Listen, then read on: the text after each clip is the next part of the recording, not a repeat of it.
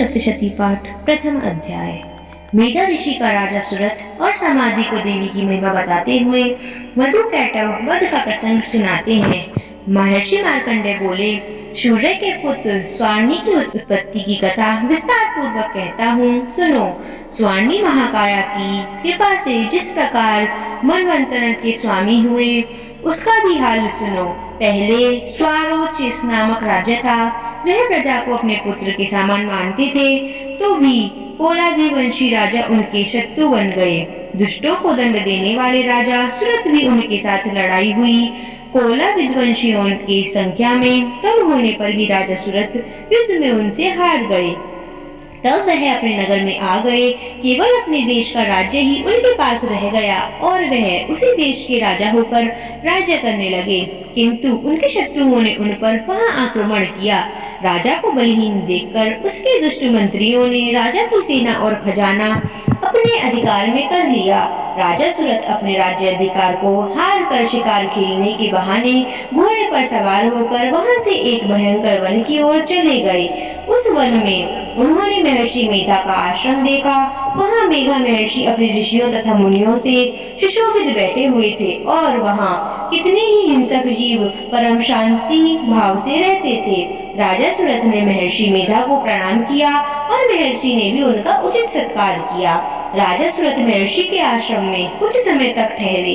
अपने नगर की ममता के आकर्षण से राजा अपने मन में सोचने लगे, पूर्व काल में पूर्वजों ने जिस नगर का पालन किया था वह आज मेरे हाथ से निकल गया। मेरे दुष्ट और दुरात्मक मंत्री ने नगर की अब धर्म से रक्षा कर रहे होंगे या नहीं।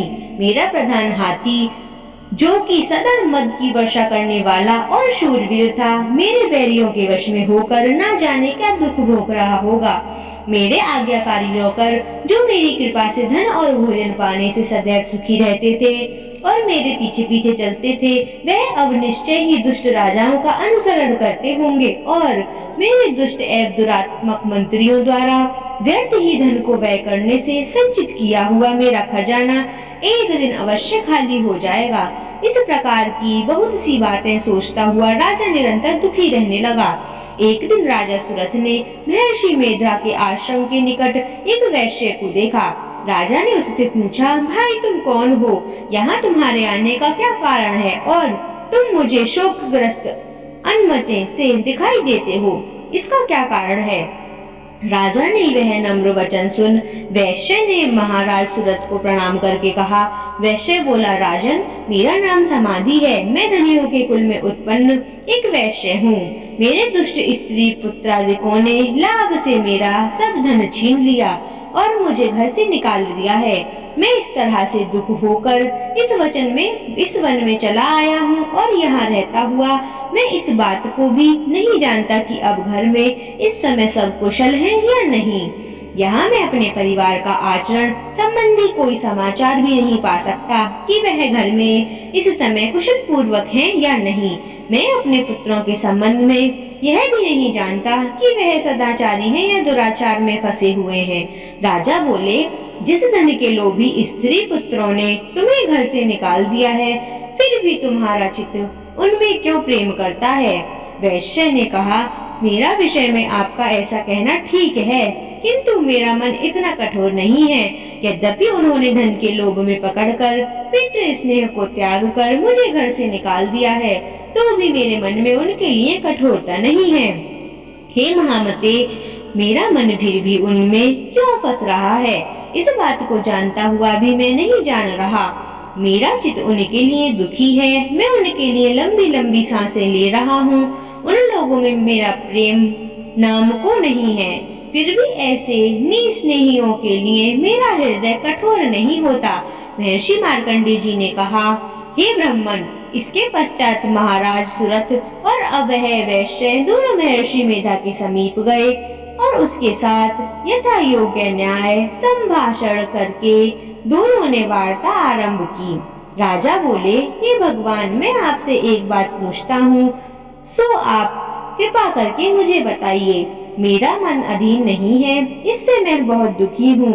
राज्य धनादिक की चिंता अभी तक मुझे बनी हुई है और मेरी यह ममता अज्ञानियों की तरह बढ़ती ही जा रही है।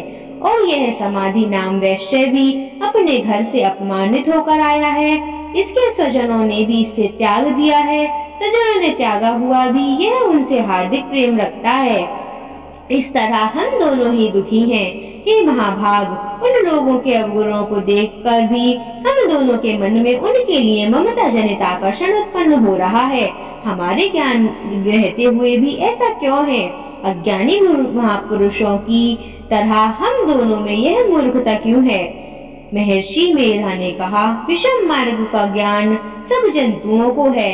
सबों के विषय पृथक पृथक होते हैं, किंतु कुछ प्राणी दिन में नहीं रह देखते और कुछ रात को। परंतु कई जीव ऐसे हैं जो दिन तथा रात दोनों में देख सकते हैं। यह सत्य है कि मनुष्य में ज्ञान प्रधान है, किंतु केवल मनुष्य ही नहीं ज्ञानी नहीं होता, पशु पक्षी आदि भी ज्ञान रखते हैं। जैसे यह पशु पक्षी ज्ञानी है, वैसे ही मनुष्यों का ज्ञान है, और जो ज्ञान मनुष्य में वैसे ही पशु पक्षियों में है, तथा अन्य बातें भी दोनों में एक जैसी पाई जाती हैं। ज्ञान होने पर भी इन पक्षियों की ओर देखो कि वो अपने भूख से पीड़ित बच्चों को चोंच में कितने प्रेम से अन्न के दाने डालते हैं। हे राजन, ऐसा ही प्रेम मनुष्य के अपनी संतान के प्रति भी पाया जाता है। लोभ के कारण अपने उपकार का बदला पाने के लिए मनुष्य पुत्रों की इच्छा करते हैं और इस प्रकार मोह के गड्ढे में गिरा सकते हैं। भगवान श्री हरि की जो माया है, उसी से यह सब संसार मोहित हो रहा है। इसमें आश्चर्य की कोई बात नहीं है, क्योंकि वह भगवान विष्णु की योग निद्रा है। यह माया ही तो है जिसके कारण संसार मोह में जकड़ा हुआ है। यही महामाया भगवती देवी ज्ञानियों के चित्त को बलपूर्वक खींच के मोह में डाल देती है और उसी के द्वारा संपूर्ण जगत की उत्पत्ति होती है। यही भगवती देवी प्रसन्न होकर मनुष्य को मुक्ति प्रदान करती हैं। यही संसार के बंधन का कारण है तथा संपूर्ण ईश्वरों को भी स्वामिनी है। महाराज सुरथ ने पूछा, भगवान वह देवी कौन सी है जिनको आप महामाया कहते हैं? हे ब्राह्मण, वह कैसे उत्पन्न हुई और उसका कार्य क्या है? उसके चरित्र कौन कौन से हैं? प्रभु, उसका जैसा प्रभाव हो, जैसा स्वरूप हो, वह सभी कृपा मुझ पर कहिए, मैं आपसे सुनना चाहता हूँ। महर्षि मेधा बोले, राजन, वह देवी तो नित्य स्वरूपा है। उसके द्वारा यह संसार रचा गया है, तब भी उसकी उत्पत्ति अनेक प्रकार से होती है। वह सब आप मुझसे सुनो। यह देवताओं का कार्य सिद्ध करने के लिए प्रकट होती है। उस समय वह उत्पन्न हुई कहलाती हैं। संसार को जलमय करके जब भगवान विष्णु योग निद्रा का आश्रय लेकर शेष शैया पर सो रहे थे, तब मतु कैटव नाम के दो असुर उनके कानों में मैल से प्रकट हुए और वह श्री ब्रह्मा जी को मारने के लिए तैयार हो गए। श्री ब्रह्मा जी ने जब उन दोनों को अपनी ओर आते देखा और यह भी देखा कि भगवान विष्णु योग निद्रा का आश्रय लेकर सो रहे हैं, तो वह उस पर भी भगवान को जगाने के लिए उनके नेत्रों में निवास करने वाली योग निद्रा की स्तुति करने लगे। श्री ब्रह्मा जी ने कहा, हे देवी, तुम ही स्वाहा, तुम ही स्वधा और तुम ही वष्टकार हो। स्वर भी तुम्हारा ही स्वरूप है। तुम ही जीवन देने वाली सुधा हो। नित्य अक्षर पड़व में आकर उकार मकार इन तीनों में माताओं के रूप में तुम ही स्थित हो। इसके अतिरिक्त जो बिंदुपत अर्धमात्रा है, जिसका की विशेष रूप से उच्चारण नहीं किया जाता, हे देवी, वह भी तुम ही हो। हे देवी, संध्या, सावित्री तथा परम जननी तुम ही हो। तुम इस विश्व को धारण करने वाली हो। तुमने ही इस जगत की रचना की है और तुम ही इस जगत का पालन करने वाली हो। तुम ही कल्प के अंत में सबको भक्षण करने वाली हो। हे देवी, जगत की उत्पत्ति समय तुम सृष्टि स्वरूप होती हो। पालन काल में स्त्री स्वरूपा को कल्प के अंत में संहार रूप धारण कर लेती हो। तुम ही महाविद्या, महामाया, महामेधा, महारात्रि और मोहरात्रि हो। श्री ईश्वरी और बोध स्वरूपा बुद्धि भी तुम ही हो। लज्जा, पुष्टि, तुष्टि, शांति और क्षमा भी तुम ही हो। तुम खड्ग धारिणी, शूल धारिणी, घोर रूपा तथा गदा, चक्र, शंख और धनुष को धारण करने वाली हो। बाण, भुषंडी और परिघ यह भी तुम्हारे ही अस्त्र हैं। तुम सौम्य और सौम्यतर हो। यही नहीं बल्कि जितनी भी सौम्य तथा सुंदर वस्तुएं संसार में हैं, उन सब से बढ़कर सुंदर तुम हो। पर और अपर सबसे पर रहने वाली सुंदर तुम हो। हे सर्व स्वरूपे देवी, जो भी अस्तर पदार्थ हैं और उनमें जो शक्ति है वह भी तुम ही हो। ऐसी अवस्था में भला तुम्हारी स्तुति कौन कर सकता है। इस संसार की सृष्टि, पालन और संहार करने वाले जो भगवान हैं, उनको भी जब तुमने निद्रा में वशीभूत कर दिया, तो फिर तुम्हारी स्तुति कौन कर सकता है। मुझे भगवान विष्णु तथा भगवान शंकर को शरीर धारण करने वाली तुम ही हो। तुम्हारी स्तुति करने की शक्ति किसमें है। हे देवी, तुम तो अपने इन उदार प्रभावों के कारण ही प्रशंसनीय हो। मधु और कैटभ जो भयंकर असुर हैं, इन्हें मुंह में डाल दो और श्री हरि भगवान विष्णु को भी जल्दी जगा दो और उनमें इनको मार डालने की बुद्धि भी उत्पन्न कर दो। महर्षि मेधा बोले, हे राजन, जब श्री ब्रह्मा जी ने देवी से इस प्रकार स्तुति करके भगवान को जगाने तथा मधु कैटभ को मारने के लिए कहा, तो भगवान श्री विष्णु के नेत्र, मुख, नासिका, बाहु, हृदय और वक्षस्थल से निकलकर ब्रह्मा जी के सामने खड़ी हो गईं। उनका ऐसा करना था कि भगवान श्री हरि तुरंत जाग उठे और दोनों असुरों को देखा, जो कि अत्यंत बलवान और पराक्रमी थे और मारे क्रोध के जितने नेत्र लाल हो रहे थे और जो ब्रह्मा जी का वध करने के लिए तैयार थे।